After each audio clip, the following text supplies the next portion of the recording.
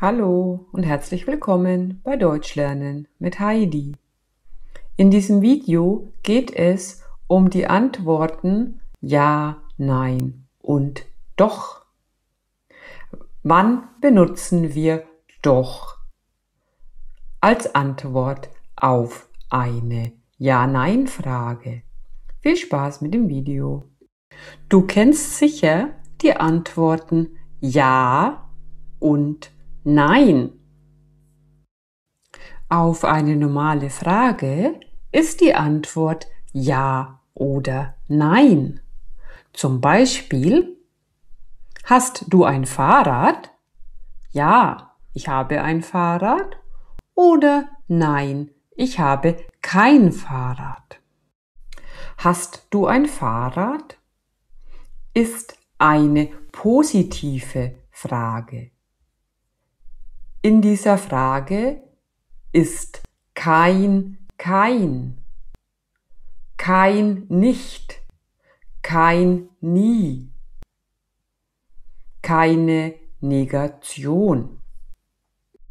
Ist die Frage negativ, zum Beispiel, hast du kein Fahrrad, aber die Antwort ist positiv, sagen wir nicht ja, wir sagen doch. Hast du kein Fahrrad? Doch, ich habe ein Fahrrad. Oder nein, ich habe kein Fahrrad. Negative Frage, positive Antwort. Wir sagen doch. Noch ein Beispiel. Positive Frage. Kommst du aus Italien? Die Antwort: Ja, ich komme aus Italien. Oder nein, ich komme nicht aus Italien. Negative Frage. Kommst du nicht aus Italien? Positive Antwort: Doch, ich komme aus Italien. Negative Antwort: Nein, ich komme nicht aus Italien. Kommst du nicht aus Italien?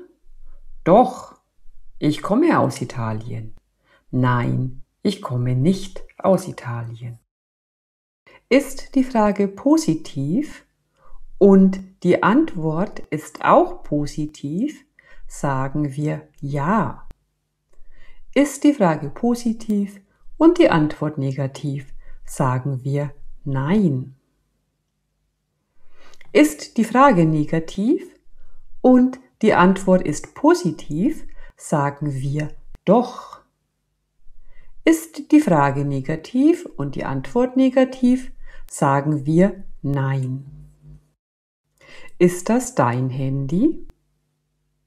Positive Antwort: Ja, das ist mein Handy. Negative Antwort: Nein, das ist nicht mein Handy. Ist das nicht dein Handy? Positive Antwort: Doch, das ist mein Handy. Negative Antwort: Nein, das ist nicht mein Handy. Hast du ein Auto? Ja, ich habe ein Auto.